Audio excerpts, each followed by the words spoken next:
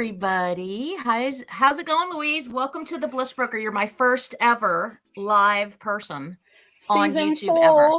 I know, season 4. I'm so excited. So this week's episode coming out will be Fuck FOMO, which you guys probably saw me do some stuff on that. It's a really great episode. And then you will be coming out live audio on all the platforms next week. So wow, okay. I want to create, and this is like, I haven't gone live ever on my YouTube. So YouTube for me has been something that I have not valued the way that I probably could have been. Yeah. And so I'm excited to just put myself in a position where I'm completely comfortable going live, but it's something that I want to exercise because I feel like the power of video can reach a lot more people than audio, especially with the limited time that people have to listen. Yeah. So welcome to the podcast. Welcome to being my first live guest. And if you want to just introduce yourself and do a little bit of a spiel and let people know who you are and why you are and all those beautiful things. Well, obviously, as you can see, my name's on the screen, Louise Qualters-Hood, although I don't often go by the hood, but creator of Soul Bloom. And it's been a journey. It's evolved from what I thought, as most businesses, we start out thinking one thing, but it migrates into another. So now I'm focusing on holistic and spiritual well-being, psychotherapy, and EFT, tapping, emotional freedom technique. I just wish more people would buy into it because it's life-changing. It is. And that's part of what we're going to try and debunk over this period of our chat today is just like some of the things that people deem woo-woo or they deem weird and thankfully that's breaking away a lot because of social media, because of the feelings of like just being let down by our government, let down by the things they're telling us, that whole fear-mongering thing. And so I feel a pull, even as a natural skeptic myself, I feel a natural pull that we want something different. And there's an understanding that in order to feel something different, we have to do something different. And a lot of times that means going against the grain of what we were taught coming up as children or what we think is normal, or like, I feel like normal. What is the saying? Normal is just a setting on a washer. I mean, it really just is. Like, what does normal even mean? You know, it doesn't have any meaning anymore. Like I'm a big supporter of you expressing yourself in whatever way that fits into your lifestyle. And as long as you're not hurting anybody or offending anybody, people should be able to express themselves how they feel. And I feel like all these modalities that what we're going to get into today, like especially the tapping is I'm hoping that people will take something away from it and they will look at it through a different set of lenses. So before we get into that, where are you on the planet? So I'm in Lowestoft in Suffolk, which is in the United Kingdom. We are the most easterliest point in the UK. So any further and you're in the sea. So that's literally probably about a 10-minute walk from mine. I'm like you, I've got a tiny little house. And so Lowestoft in the UK. I want to be where you are so badly. I know you've got the beautiful woods. I do have the woods, but I'm just so obsessed with the UK. Anybody who knows me well enough to know, like my goal is to move over there ultimately. Yeah. I just feel good when I'm over there. I feel very drawn to it. That's another episode for another time. We can get into past life and all that stuff and like why I feel so drawn to it. And the joy and the comfort I feel the 2 times I've been over there has been powerful. So next time we chat down the road, 2023, maybe it'll be in person. I know. Yeah. I hope I'm booking my trip to come down there in 2023. Okay. So let's not get derailed because I just love you so much. And by the way, as a side note, you guys, we met on Mr. Stephen Thompson's Facebook page. Yeah. He does, what's the name of has he changed anything? Because it's been a hot minute since. Yeah, I haven't been in there for the longest time, but I think it's changed. But it's all to do with social media, helping people with social media. Yeah, I love Mr. Stephen Thompson. I'm indebted to him for all the awesome people that I've met from all over the globe, but especially in the UK. And me and Louise connected there and became fast friends and have always chatted online and on Instagram and followed along in what each other does in each other's lives and just kind of supported each other. And this is the first time that we've ever chat face to face. So we may go off on a tangent, but I told her this is a conversation between two women who have seen some shit, been through some shit, overcome some shit. And it's no different than us sitting in a coffee shop. And that is what, from here on out with the Bliss Broker podcast, that's what I want it to be when it comes to having conversations. Obviously, the audio version will be edited down a little bit. There won't be as much riffraff, but we want the point to come through. Yeah. And so we met in that way. And I think we are kindred spirits, just to kind of go back to your origin story, right? We're like soul sisters in the way of having really shitty relationships. And I think that there's 1,000,001 women, men too, who have dealt with that. And I really want to get into the origin story, because everybody loves a good origin story, the whys behind what you do, why you are doing what it is that you're doing to help, why you've chosen these modalities, and where that kind of heart brand, as Stephen would say, where that passion grew. Where it came from. I think being a woman of a certain age, I don't mind saying I'm 52, my journey. You don't look it. You look beautiful. I'm 53 this year. So my journey, I guess, started, I'll sort of shrink it right down, but I was raised in what is now termed a high control cult, religious cult. So I did not know that. Yeah, I haven't really spoken about it because some members of the family are still in it. So I don't mention it, the particular name, because I respect their right to privacy and practice what they believe. Absolutely. But I decided to physically leave that at 14. And although I'd physically left it, my whole belief structure was such that, everybody outside of the religion, you don't get close to because they're going to die anyway. I know, some really bizarre beliefs. So, you're very closeted. As such, I had what would be deemed the perfect childhood, although it was raised within a cult, really. As I say, at the time, I didn't know it was a cult. I've only learned that in the last 5 years. So I carried that set of beliefs with me right up until about 5 years ago, where I was probably 4 years into a narcissistic relationship, where I think, how narcissistic relationships go, the trauma, it comes to a crisis point where you suddenly think, you call into question everything that you've ever believed in your entire life. And can I stop you there really quick? Sure. Just for people that are new to the term narcissist, because I'm trying to get myself in a frame of mind as somebody who's going to be creating more on YouTube and all those things, that narcissism was at one point a new term to me. Like, yes. I didn't know what it meant when I met it. So for when I heard it, so for people, I was in, most of my relationships, if not all of them, have been narcissistic to some degree or another. And then I ultimately learned about it in school, but to hear that term, it's not been since, last 7 to 10 years that I even heard that word for the first time. So can you explain to the people who are going to listen to this and who are watching what narcissism is and what being with a narcissist looks like? So narcissism, isn't it, is having my experience and background in psychology and social work. I didn't even recognize that I'd got love bombed into a narcissistic relationship. I didn't even recognize it. So people are so like, how did you not know you were treated so badly? I didn't even realize it was happening to me. So I think if it can happen to me, it can happen to anybody, given the knowledge that I had prior to that on these types of behaviors. And then love bomb, that's another term. Like, I didn't really learn what love bombing was until like a decade ago. So, I think of Narcissus, the story, everything's kind of rooted in Greek mythology, right? So you think of Narcissus, like, just to explain to you guys, and it won't give you the actual definition of narcissism, but there was no mirrors. And so he had no clue what he looked like. And he saw his reflection in a pond or some body of water, and fell madly in love with himself. Pretty much. In a nutshell. And so, that could be deemed a self-love. You can look at that story multiple ways. That can be deemed a narcissist fell in love with himself. But it also, he became the center of his world, right? which meant he was going to do whatever he could do possible to make his life suit him.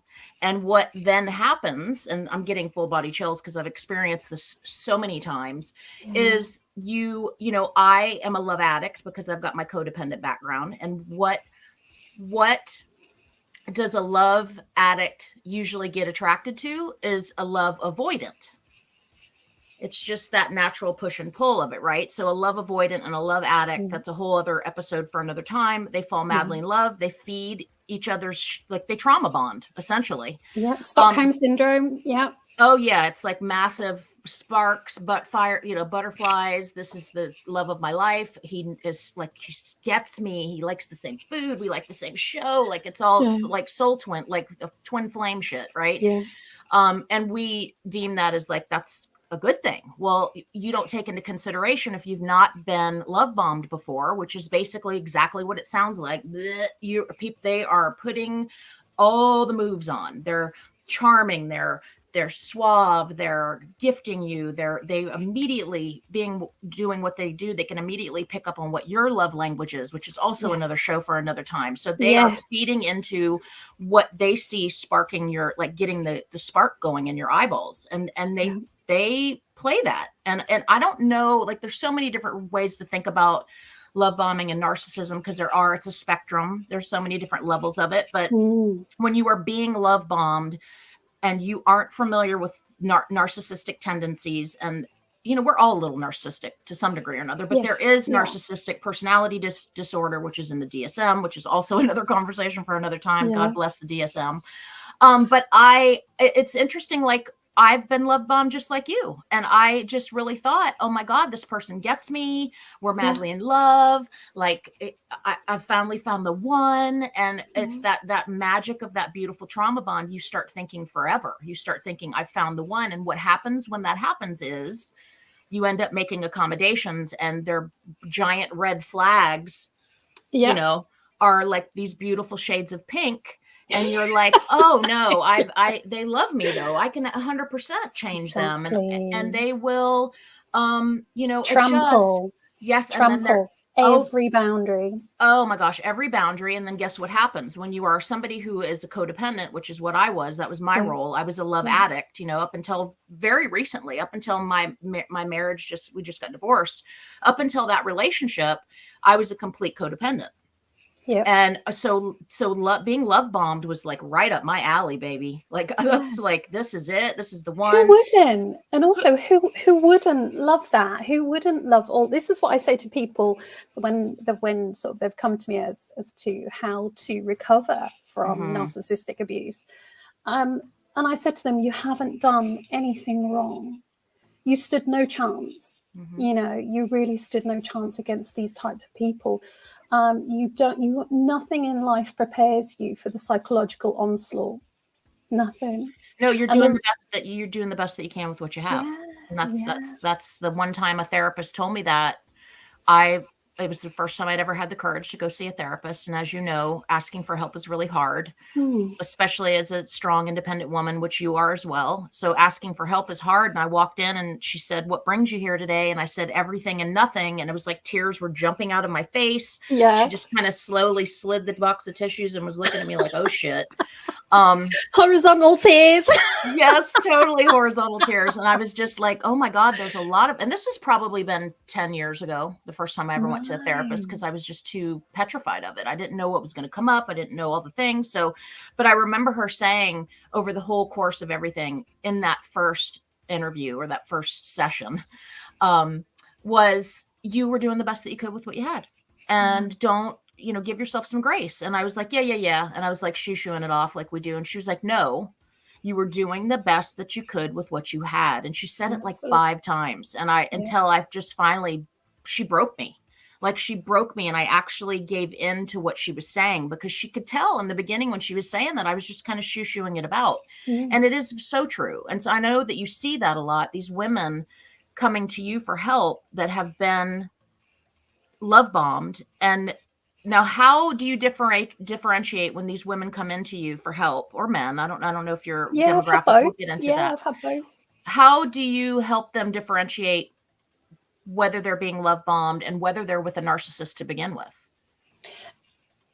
With that, I think it all comes down to boundaries. What are your boundaries? What's a no-go area for you? What's a grey area? And what's the green flag? What's the red flag? And what's the grey flag? And getting them to break down that actually what once was a red flag for them has now become a green flag. And it's like, what happened over that? Where did that change happen? Oh my God, I bet you see many moments where they're just like the light bulb goes off and they're like, shit. Yeah, it's the recovery, and I think you'll probably identify with this as well. The recovery from narcissistic abuse has clinically been likened to what happens to the brain is exactly the same as what heroin addicts go through in withdrawal. And it was horrific. I had my son live with me for 6 months, thankfully. He's 30, and he's like, my children are like my therapists, because I've taught them everything that I know. And it's interesting to hear my children speak actually about the times where they said to me, Mum, he's just conditioned you that way. And everything that I thought about that I'd done, I was at the bottom. I wasn't even on the list. I was going to say I was at the bottom of the list. I wasn't even on the list, you know. And they're like, Mum, he's conditioned you that way. He's conditioned you to think that way. And I'll be like, what? You know, and my brain screamed out to contact him. And I never did, thankfully. Well, the first time he came back 8 months later and attacked me. So I'm just now off the back of a 2-year protection order from him. So it's been a journey. It's certainly been. I took him to court twice, and wow. Yeah. And now, had you gone to school, like the timeline of that, had you already gone to school and trained in this like personal development, mental health industry before meeting him? I'd done psychology degree before I met him. And actually social work as well. Although I was just in the beginning to mid part of that when I met him. And of course, he takes the credit for all of that. Because it couldn't have been anything that I done. Of course, he takes the credit for that. Really? Okay. So yes, I did have all this experience on board, but I'd gone into, although I had these degrees, I'd gone into the corporate world. I didn't do anything with them. So it was only once I'd gone through the catalyst for leaving him is that it was Christmas Eve, he went to attack my granddaughter with a meat cleaver. Sorry if my daughter's watching, she probably is not aware of that. I think I may have told her. He went to attack my granddaughter with a meat cleaver. And I was like, that's it, I'm done. Luckily, my son was there as well. So we had to get the police to get us out. And what's important to note, anybody watching or listening, is smart woman, had already been through so much stuff and pulled yourself out of it. This wasn't your first rodeo, so to speak. No. And still, it just goes to show you, don't shame or belittle yourself if you find yourself in a situation with some bullshit, because it can happen to men, it can happen to women, it can happen to smart women, smart men. Absolutely. This is not just happening to people that are weak-minded or don't have a pot to piss in. This is happening to everyone from all walks of life. And I think that that's why, for me, I'm so surprised and always have been that there's not more people talking about it. I know. I honestly, other than hearing you talk about it, I think you're the only, there are couple of other people on sort of my social media who this has happened to them, but I'm the only one and you're the only one I know that actually speak about it. And I don't. It's the shame and the guilt, right? I guess so. I don't feel that about it. Thankfully, I've never felt, well, I've worked very hard to get rid of shame and guilt. That does, like the book that you read, Power of Vulnerability. Oh, that was life-changing for me. Actually, that was the catalyst for my change, 5-6 years ago. So it was interesting, your podcast you done about that. Oh yeah. Vulnerability is, I mean, between vulnerability and gratitude, it has a lot to do with why I'm where I am in my life. And I feel like I've been doing this stuff and I'm like doing a rebrand. I think I'm thinking about changing the Bliss Broker because it's just not, originally I was Harmony's War Cry and then I became the Bliss Broker. And I'm feeling another rebrand come on because I'm changing. And I feel like the Bliss Broker it will always be me, right? But I feel like it doesn't have the impact and the bang that I want it to, knowing what I know now. And knowing the way that I show up now and the way that I am convicted on what I think and what I believe. Also, the fact that I know I don't know everything. And I'm like doing that whole like Zen mind, that Shunryu Suzuki, like Zen mind beginner mindset thing where I have an awareness that I don't know everything. And I don't ever want to feel like I know everything. We teach what we want to learn. We teach what we need to learn. And I have that capacity of understanding that talking about it and that vulnerability and getting it out releases its power in my life. And it's a double banger. It's releasing the way that it's hurting me and any shame or guilt I've had, because I have had associated with that, and feeling responsible and feeling weak and feeling pissed off at myself because I didn't leave a situation where my mere existence wasn't respected. It was so blatant. I've had beers poured over my head while they laugh at me. I've been locked out of my house with no clothes on. I've been drug upstairs by my hair. Like I've been in some of the most, take the violence part out of it, which is shitty and it sucks. But I have been in some of the most humiliating situations, and I know you feel this. To me, what made sense were two things. And these are all something that I'm so grateful for, the innate understanding of this. Two things has saved my ass, Louise: research and the knowledge to see why these things, and to understand the Harmony, this isn't your fault. And there's reasons behind this. They have a story. I have a story. We're coming in with baggage from way back. We're trauma bonding. Like, it takes the resentment off of people that have hurt me, so I can then relinquish that. And then it takes the responsibility and the shame and guilt that I've had and carried for a very long time. And then a double banger on that is it's helping people, because it's helping people see, yes, it may look like I've, doing this. I make my bed in the morning, I drink my water, I go in the fucking woods, all that stuff, but that's not easy. Like it takes work. Like, so walk me through a day where you're struggle bus, right? Like, what do you do knowing what you know now? Cause I want to spend the rest of the show getting into your awesome modalities that you have, but like, just as a layman, like what would you do if you were feeling some kind of way and feeling a little overwhelmed? Yeah, I mean, that's hit me, I'm quite open and honest with my life. That's hit me over the last 3 to 4 weeks. And I know it's hit what I call sensitive people, sensitive to energies. Collectively, it's hit quite a few of us, and it's been very up and down for me, and which is unusual for me, because I do a lot of self-care practices. In fact, I've got one of my little self-care practices sat here. It's a little quartz rock, quartz crystal, should I say, and so on one of my struggle days I've had, I think it was last weekend, I was really struggling, really struggling. And I was like, what is going on? And I think when you're aware of your energetic shift,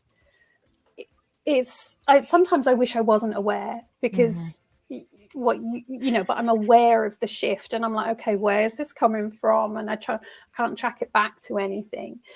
So I think, okay, I need to now focus on shifting my energy. So in some, and I've had some quite low points quite recently, and I'll always go back to, I know energetically the tapping will shift that energy. It will move it. So I do about 5 or 10 minutes of it. And sometimes you just have to give yourself to that moment. Sometimes I think, I'm just going to do it for 3 rounds and that's it. And then actually, once I've done 3 rounds, I think, no, I'll do some more, because your energy starts to shift. So what was out of balance, it starts to put back into balance. And then I sort of think, okay, what words are coming up for me? What's floating up into my consciousness? And sometimes no words come up at all. Sometimes some words come up. And I think, okay, so if it's a negative word, so perhaps self-worth, self-esteem, I'll then be tapping on self-esteem. So is it self-esteem. like acupuncture in a way that everything has a location? Yeah. Yeah, it literally, EFT works on emotional freedom technique, works on the ancient, obviously, Chinese, all the energy meridians in the body. So where the points where we tap are points where obviously they could put needles in, the little acupuncture needles. We tap at the points on the body are where the energetic meridians come up closest to the surface of the skin, hence why we can manipulate them by tapping on them. And there's one just where the eyebrow meets, this is in reverse on my screen, just where the eyebrow sort of curves round into the nose. We have a really strong one on me here, is sort of on that eye socket, one under the nose, one under the eye, under the nose, under the lip, just under your collarbones, on your sternum, and then what we call the monkey point, just under sort of where a lady's bra strap would be. How many are there totally in total? Oh goodness, there's loads. We tap on about 14 of them. We've got them on the side of the hand. We've then got them all on the edges of the fingers. Here, so also reflexology, right? This is kind of all playing into, absolutely. Because I mean, we are energy.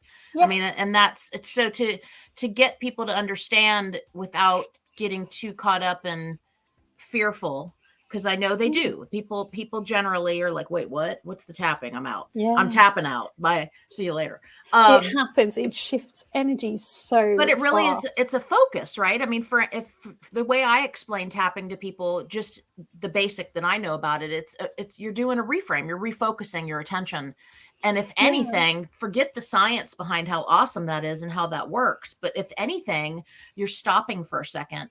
You're probably just organically focusing on your breathing, and you are just being mindful of what's going on emotionally in your body and physiologically. So forget the power of the tapping, but it's just that just the focus of doing something away from your cell phone, away from a conversation with somebody is powerful.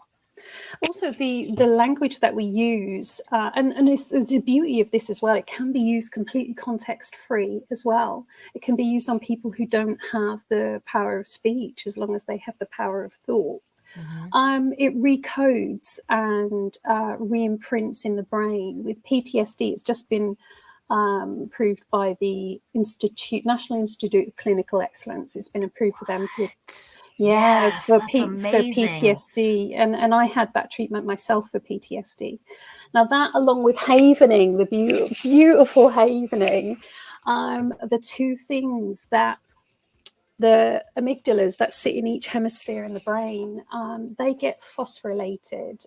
There's AMPA receptors on. There's so much science has gone into EFT. So much science. Yeah, you guys, it's a lot of science. And I want to be bringing these conversations back. So stick around for the podcast to come, because I love the brain.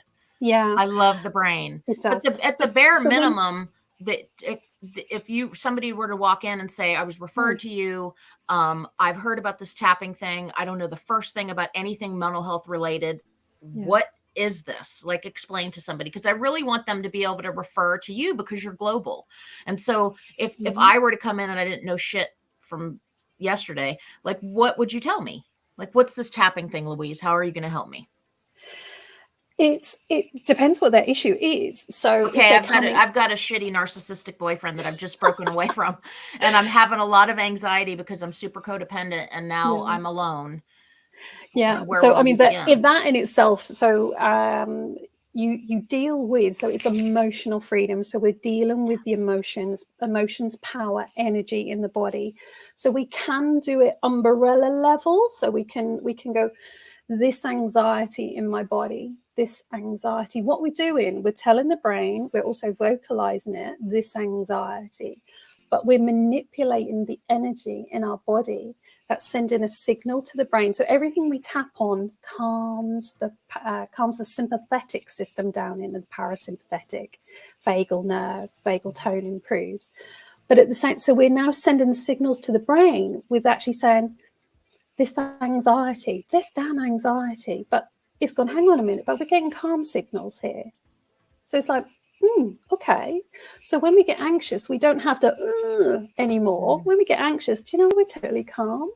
And it happens so fast. So that is, you can, in a group setting, we can do it blanket, you know, this anxiety in my body, this stress, this anxiety. It works better when a person can identify, you know, what are you feeling? So when somebody comes to me for EFT, we have a discussion about what emotions are you feeling and where are you feeling them? Have they got a color? Have they got a texture? Have they got a shape? Have they got weight? Where are you feeling it? And we get them to grade it out of 0 to 10. And so we take that rating at the beginning and we start the rounds of it. But with trauma, I love dealing with people with trauma because we don't get them to recall the trauma. It's beautiful like that. Nice. You don't re-traumatize people. You say to the person, like, okay, we have a brief overview of what happened, but now I want you to give it the name of a film or your favorite soap or something. And from this point on, we're only going to refer to it as that. Because your brain knows what that is. So you've now attached that to, so sell it for mine, it was called the horror. So from that point on, it was only ever referred to as the horror. My brain knows everything that happened. So instead of referring to him specifically, your ex, or referring to an incident, you just referred to it as the horror. In my particular case, because it was a level 10 trauma, right. You know, it's where I got broken bones and things. So, so the whole point of it, so if we're dealing with, you know, a really traumatic event, which would kick in all your fight and flight and shut you down, we're not going to go there again. If the experience lasted longer than about sort of 2 to 10 minutes, we're not going to get you to verbalize that again. Wow, we're going to get you to call it a film. We're going to put it in a TV and we're going to roll it down the road. So we've now boxed it off. We've sent it down the road. It's like 50 feet away. Wow. And so whenever that person then refers to, so for me, it was, and I had 2.5 hours, just short of 3 hours of tapping, havening, NLP. It was, I cannot tell you. And the lovely lady's name was Catherine Temple. It's my yoga teacher's mum. And she's a world-class trauma expert. And she literally set me free.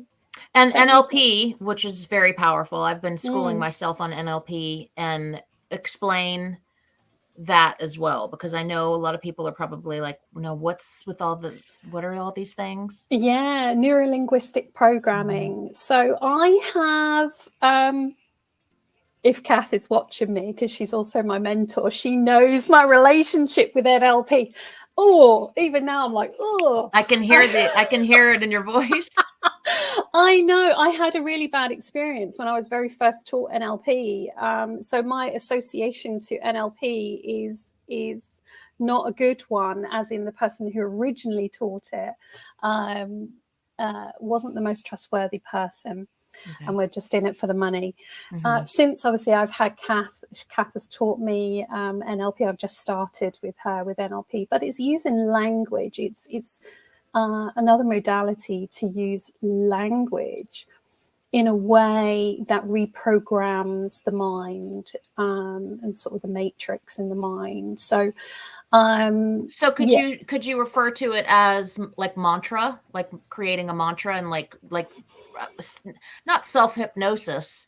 I'm just trying to find terms, because I understand what it is, but if somebody comes in and they're like, what's all this tapping NLP stuff? Like, I really want them to walk away from this podcast with not being scared of it, and really understanding that in a nutshell, just before you explain that, our bodies are energy and all of that stuff, and they're so complicated and beautiful and perfect, and they're wired up magically. But it really is about signals. And so if we need water, we get thirsty. If we need food or sustenance, we get hungry. If we are feeling love or feeling some kind of way, we might get jealous, or, you know, every feeling, even if it's portrayed as negative, is serving a purpose to send a message to us to take some kind of action.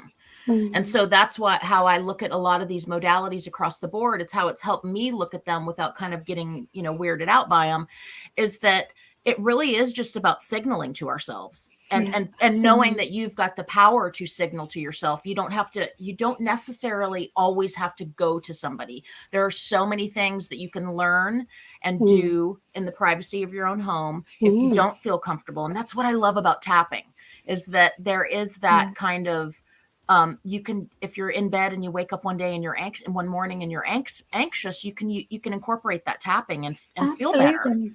You It's can, what they say is your personal peace process. So even if you've tapped on one issue every day for 3 minutes, if that, you can do one side, the other side, or both sides. Obviously the body is split down the middle, it's the same. And you can, what I always say to people when they come to me is I always look at, first of all, when I work with them, it's, are they grounded? Most of them are. You know what it's like when you come up and you're not grounded. You need to root the energy back down again, and then we can start to move forward. Trying to move forward when we're ungrounded is very difficult. So and that's like, Louise, not to interrupt you, but that's where I freak out for society, because so many people, first of all, they don't know what it means to be grounded. What does that even mean? Yes. Does that mean I need to go lay in the yard? Like, what does being grounded mean? For a lot of people, being grounded is being restricted to your bedroom and not being able to watch TV because you did something to piss your parents off. That's what it was for me, was being grounded, as I got put in restriction. So when people hear, like, there's the basic, like being grounded, it's exactly what it sounds like. It's just like connecting to the earth. Yeah, connecting to the earth, but also for me emotionally to be grounded, the way I would explain it to, because I know a lot of people are going to listen that aren't familiar with that, is the way I kind of feel it in myself, is that I'm allowing myself to kind of sit in whatever I'm feeling at that moment. I just kind of, good, bad, or indifferent, I sit in it and I connect with it. That's how I get grounded. And then I can work through and then become like positively grounded over time, but I don't feel like I can start working on anything if I don't understand what the hell's going on. And so the way I explain it to people who aren't really familiar with this stuff is, for me, what being grounded is like the bare foundation of that work, is being connected to whatever it is that's giving me strife, whatever it is that's external to me that might be controlling somehow my emotions, or controlling my mood, or controlling how I'm moving forward with my day. And I think that a lot of people can relate to it on that level, because so many people don't understand the first thing about being grounded: meditation, Reiki, tapping, EMDR. Like, it's, and I again, I feel like they are learning more about that. But for example, we've got a gentleman watching right now. Well, he might not be on anymore because we're getting ready to go on our call with the 5 Deep guys. But Rodney, he's in my accountability group, and he probably wouldn't know a lot about tapping. I could be wrong. I'm going to ask him when we get on the call tonight if he knows a lot about it. But for somebody that has gone through it, just like we all have, without spilling his business, what would you tell a man that's, our age, that is struggling with some stuff that you maybe met in passing somewhere, that you could sense that there's maybe a need for tapping in their life? How would you present that to them without them feeling like, wait, what? This person thinks something's wrong with me and I need to you know what I mean? How do you present that to somebody who doesn't know the first thing about it, and maybe, like, understandably so, wouldn't be necessarily open to all that woo-woo shit? Yeah, and it is. I mean, I can remember when I went my first session, I had a complete meltdown in a car park with my lovely yoga teacher, Lucy Temple, Kath's daughter. I hadn't seen her for 10 years, had a complete meltdown. And that was when the PTSD really showed itself. And divine timing, her mum turns up in the car park and she said, "Come and see me." But she said, "You need to come." She sensed it. Yeah, I mean, she works with trauma victims around the world. And now, at that time, did you know what tapping? Had you heard of it? Were you schooled it? Well, familiar with it? The funny thing is, Lucy had said to me, had you thought about trying tapping? And I was like, oh no, it doesn't resonate with me. I'd looked into it and I was like, oh no. Like, and after that, she was like, doesn't resonate with you, huh? She's like, girl. And when I walked in with Kath, I didn't know what was going to happen. I just knew Kath is amazing at what she does, and she's a very spiritual lady. I didn't know what was going to happen. She said she was going to do Havening, EFT, and some other things. And I was just like, do you know what? I'm at this point, I'm just down for anything right now. Amen, sister. I was going to say, when you get to a point, you're like, fuck, I just need help. I don't care what you do. Roll me in oil honestly. And put baby powder on me. I don't care at this point. I was just at poor Lucy. I hadn't seen her for 10 years. And I literally had an emotional meltdown in a car park. And I was like, you know, I need help. And yeah, literally her mum turned up and said, come and see me next week, but you need to contact me. And I did. Literally, I was on that. I was all over that straight away. So it's very individual. So it shifts things so quickly for people. So if you're nervous, if you're anxious, if you've got panic, it can be used for incredibly positive things too. Like for public speaking, could somebody use tapping? Oh, absolutely. If they're fearful to go. Okay. Absolutely. So just recently, I hadn't done a job interview for about 3 years, and I thought I'd give it a go. I wanted to get a part-time job, but I thought, I'll give it a go. Didn't know how sort of like, although the majority of my PTSD's cleared up, just recently there have been a few random things pop up. So in the car on the way there, I'm driving with one hand and I'm tapping with the other. Not like this on my chest, eyebrow, and people are like, what on earth is she doing? And you know, I got there, I was so calm and probably a little bit too relaxed. And you know, and actually I really enjoyed it. No nerves, all anxiety had gone. Well, it's so funny, like how beautiful that story is, that you took a situation that paralyzes millions of people every day. Yeah. You took that situation, and say what you will about it, you guys, but until you've tried it, it's just like anything. Don't give me your bleeping opinion on eating oysters, traveling to some certain place. Like, I don't want, if you've not tried it, don't give me your opinion. So if you're in a situation and you are struggling with anything, so let's do the spectrum, something as nothing's simple. I mean, everything is a struggle for somebody, but as far as severity goes, like on either end of the spectrum, something as simple as you are going into a new line of work and you want to be able to be the best public speaker you can use tapping. You have struggled, something you've gone through, like really severe PTSD, you can use tapping. And for me, that's like, again, can you go into the ancient part of it just a little bit? I know it's like very deep, but can you say what it's rooted in for people to understand that? Because that's where the magic is for me. The ancient part, what do you mean by that? Just like where it originates, like just tapping and how that. Oh, it's not so ancient. It's again, Kath, my lovely mentor, and she teaches EFT as well. She was around with the creators before EFT. There was what it was called TFT, Thought Field Therapy.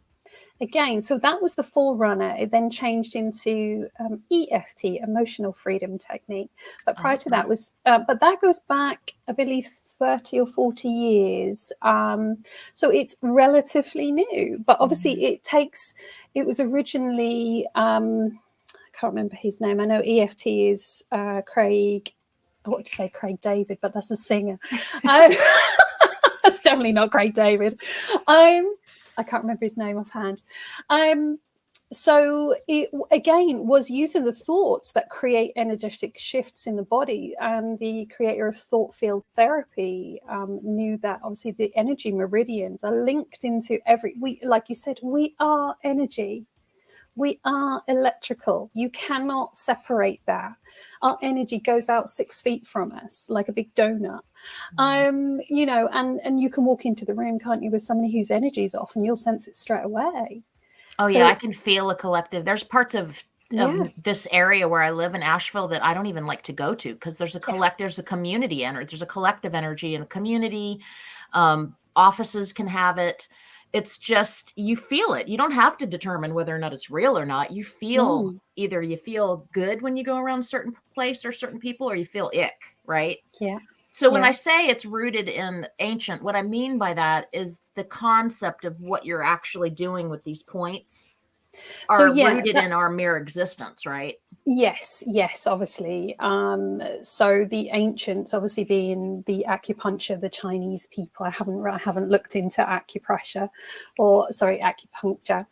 That goes back thousands of years. They recognized it thousands of years ago, and they knew that they could obviously manipulate the energy in the body by obviously putting the little needles in all those meridians. So we're just doing it basically without the needles. We're just taking advantage of those little meridians that come up closest to the skin.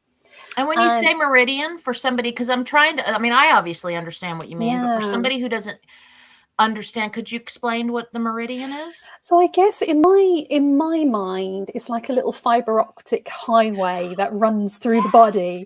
So as if we've got all the little fiber optics running through all of our body, like our blood veins run through, like our nerves all run through, and our little capillaries. We've got that obviously with energy meridians that run through the body.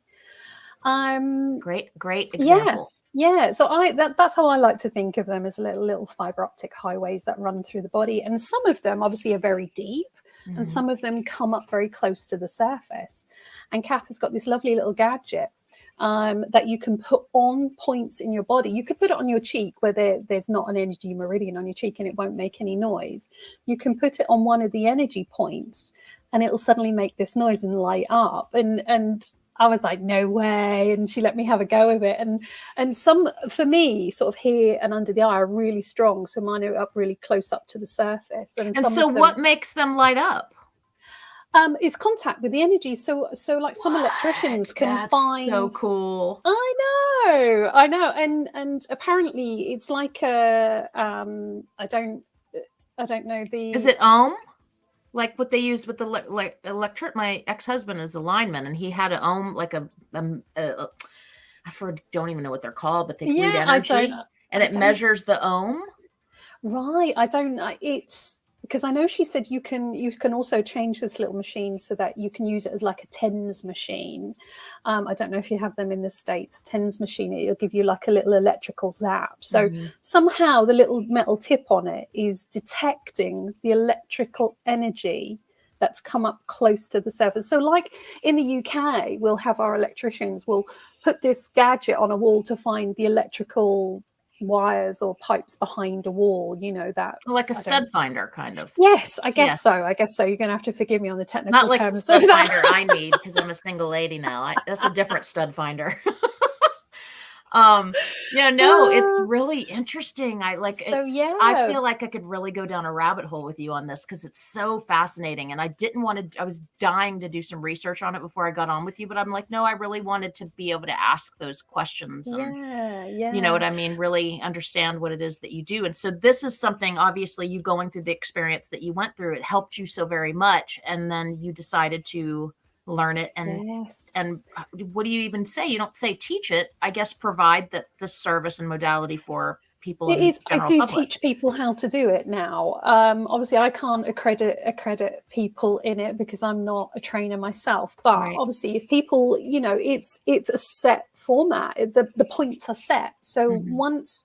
If somebody's come to me because I had somebody who had tremendous grief and loss and anger to do with that, and to the point it was debilitating for her, and we went through the whole process, and again, there's I use the language that I use is individual to the person as well. So, and if I'm doing it over Zoom, I record the session so they have that to keep as well. So literally, it can be done remotely, it can be done in person. I can tap on the person if they're here, if they're too upset, I can tap for them. It's so beautiful, it's so gentle, it's life-changing. If you've got stress and anxiety, it will get rid of that. You don't know that it works until you get back in that situation again, and you're expecting yourself to react how you used to react, and you're like, oh, I feel okay. I literally give zero shits about what's going on right now. I passed my ex, the one who, the narcissist one. I passed him the other week. I hadn't seen him in quite a while, and I didn't know how. Still, I'm like, before I would literally want to shut down. I skip through fight, flight really quickly. I kind of avoid that, and I go straight to shut down. Yeah. And I thought, oh great, this is handy. I'm driving. How's this going to work out? But I was like, no, do you know what? No shit's given. Yes. Like, that's amazing. That is freaking amazing. Because I sort of checked in with myself and sort of thought, okay, energetically, what's happening here? Is my pulse up? Is my neck tight or anything? Nothing. No, got on with my day. Fine. Wow. And it can set you free. It really can. And this is why I offer it to people. And especially at the moment, everything that we've gone through, so everybody's stressed. Yeah. And I'm like, oh, please just come and give it a try, because it will change your life. Everybody I've done it on, it changes their lives. Well, they have to engage with it. They have to engage with it. And that's one thing I've learned just in the short amount of time that I've been coaching and finally getting to a point where I'm getting paid to coach, is that a lot of people don't want to change. Exactly. They want to change. They're in their cognitive brain. They're like, I need to change. I know I need to get out of this situation, or whatever the case may be. But to do that is scary. And that means you're going to be walking with a whole new crew of people. You're going to probably be walking by yourself for a hot minute. And that's scary. So it's really where I'm at in my coaching, is just trying to find ways. Well, kind of what you see online, Louise. Like, I just share my story and the hopes that something I'm saying will draw people closer to me rather than me trying to pitch them. Yeah. I don't want to pitch anybody, because I basically want to walk the walk and show people where I was and how I've come back from that. And then through different things, whether that's me doing food or movement or whatever it is that I'm doing, having conversations like this, just showing people that it can be done, and that when they're ready, if anything, it's an inspiration thing, right? So people are going to see this and they're going to hear what you've gone through, and they're going to be intrigued. Like, that's the hope, that they're going to be intrigued, and that they're really going to, when the time comes where they finally admit, because that's the first step of anything, right? Is finally admitting, like, shit's fucked up. And I need to not be in this situation anymore. I mean, that's kind of the gist of it. I need to change. It is. It's that point where you reach where I need to change my life. Something needs to change. And I've had several, people reach out, and,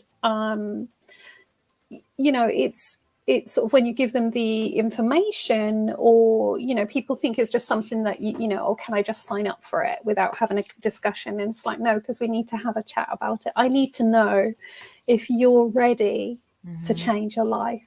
Yeah. Because you have to work with EFT and with the psychotherapy, obviously, that I do. I can't, you get with me, psychotherapy is going to be chucked in there as well, because I just love the brain like you. Yeah. So I don't do just EFT. I kind of combine psychotherapy with it as well. So it's we're gonna look at your life and we're gonna change it. Are you ready for that? Yeah. And that just right there, even you saying it, even though I'm in a position where I'm changing, it immediately made me flash back to one of the first times I committed to going to regular therapy many years ago, and had a therapist. I've fired quite a few therapists as I got better at it. But when I did align with one in particular, she said, "Are you ready to change?" I needed somebody that was going to be a ball buster. I didn't want to be petted. Yeah. I couldn't, like, you have to match up with a therapist or with a helper of any sort. And I don't do well with people who are going to pet me and coddle me and be soft with me. I need somebody to be like, get your head out of your ass and let's make some shit happen. You know what I mean? Quit repeating the same mantras that you're telling yourself in your head. Quit saying, well, like, I need somebody to pull that out of me, And even when you just said, are you ready to change? I remember the first time a therapist looked at me and said that, I was petrified. And I just even felt a jolt when you said it, because I remember it so clearly. That was the first day of the rest of my life. Yes. And we will change and change and change again. And I think that that's what people don't fully comprehend. And you've probably seen it too, that it's not a one and done situation. No, you're going to it's not. change, and then you're going to change again. And then hopefully, sorry, there's Marabella, my alarm clock. Hopefully you're going to continue to change. Yeah. Over and over and over. The thing is, and I think you'll probably resonate with this as well, as you heal certain parts, this is what I found with my experience when sort of that 3 hours that I went into Kath's house, one person, and I came out somebody else. Yeah. And it freed my mind up, because it's like, who's Louise without that trauma? Oh So my I was God. like, who am I? And I got to rebuild me how I wanted. Yeah. But it's but again, like you said, it's now I've now become aware in my awareness. Some other things are now beginning to pop up linked to different areas of my life. And luckily now I've got the EFT that I can work on it. But I tap on things myself. I got triggered a while back, and luckily within the Emotional Freedom Technique international community, we have other therapists we can sort of get on an email and say, if they want to practice. So I jumped on and had a lovely lady from Slovenia, and I'd got triggered, and this produced rage. I hadn't felt rage like it in my life. I was so angry. And what does that mean though? You were angry, but that's, your anger is rooted in grief. It's going to come up. Grief is usually at the root of everything. My girlfriend has taught me, that's in my accountability group. I didn't understand how, grief comes up as tears for some people. Grief comes up as anger. Grief comes up as fuck you when somebody cuts you off in traffic. Like it comes up in all sorts of ways as disguised. So that's interesting that you make that connection, that your rage was grief induced. Somebody had pushed a trigger with the narcissist ex, a situation that over 6 years of a relationship, there are so many different situations that until they crop up. So I've been trigger free for a very long time, and this person pushed me into sort of pinned me back really, and took my voice away because of somebody else that was present. I couldn't speak my truth. And he used to do that to me publicly a lot, and this went on for about 20 minutes, so I had enough time for that to get fully proper triggered. Although I can do the swan, very calm on the surface, I got out of there, and anger for me comes out as tears, the horizontal tears, and there was snot bubbles, and I was drooling, and it really wasn't pretty. And I got on the phone to my son, and I was like, I was so angry. And he's like, what is going on? And he was really good at calming me down. But so I could tap on myself to take the weight of that energy out. But sometimes I need another EFT therapist actually who can take control, and I can just sit back and let it happen rather than control it myself. So this person took it out within about 45 minutes, completely took all the energy away, every single bit of it. Well, I do believe I need to have a session with you, because you are more than welcome. And I feel like it would be really awesome to do it. If you're okay with it, could we do it live? We can. I mean, what we'll do first of all is do it obviously privately to see if because when we're tapping and focusing on things, it can bring other things up into an awareness. Okay. So it's what you're comfortable with. So we'll do privately, see how you feel with it. Because tapping is for some people, it's not for others. And then if you're happy with that, we can then go on live and do a tap-in. I'd love to do tap-in. It's something I thought about actually doing a tap-in circle. My yoga teacher keeps prompting me. I would really love that, because I'm just, I'm doing my best to really tap, no pun intended, I guess, tap into the shit that's deep inside me, like my shadow stuff. And I've got this understanding now that I don't have to unpack everything, but anything that's still affecting me in my day-to-day living today are things that I want to release. And I still, just to be fully transparent with you, I tell my accountability group humans this, that as awesome as they are. But I'm like, you know what? It's one thing for me to show up online and be candid. Yeah. It's a whole other set of shit when I'm coming on and I'm being vulnerable. And I think that for a long time, I've just been being candid. And up until recently, I wasn't actually being vulnerable. And I've realized that the magic has come on a personal and a public level for me. And in my coaching business, when I've become vulnerable. And what I've learned is that doing things like tapping and EMDR and havening and Reiki and all the beautiful things that are out there that are all energy work, right? They're all rooted in energy work, are helping me. They're helping set me free. So this emotional freedom thing, you're onto something with this. And I'm going to, preach it to everybody and tell everybody about what you're doing, because it's so, and I'm obviously not going to talk more about it until after we've had our session. And we'll get that scheduled and then have you on, because we're already at an hour. I know, and I'm aware you've got another call to jump onto. I do. Me and the guys with the official 5 Deep are going to be going on live to talk about our hobbies and such like that. So I'm sure our conversation will come up, because they'll probably ask how it went. If I know a couple of them are watching probably, but I am just so excited to have you on, and I would love to have you on as a regular contributor. That's something that I'm working. Yes, that's something that I'm working on doing, and just having guests come in and like having, multiple of us in here having a conversation. And then as I grow my YouTube, have people come in and have conversation and leave comments. And I'm not ashamed to say that I'm really trying to do my best over here to be a human supporting other humans, and just to make my little mark by bringing beautiful people on like you that are, I don't know why I'm feeling an energy to cry right now, but just like, as I would always say, whatever's there, let it come up. Yes, it's beautiful. Like, I'm getting to be such a fucking softie. What is going on? Like, I mean, I've always kind of cried at Oreo commercials and stuff like that, but I feel such a deep connection in all the work that I've been doing, and the meditation and breathing and journaling and, all the things, and connecting with other humans has become one of my favorite things on the planet to do. So I guess it's a success, because the last week we recorded with the 5 Deep and I cried at the end of that. Is that going to become my thing? I just cry at the end of every podcast.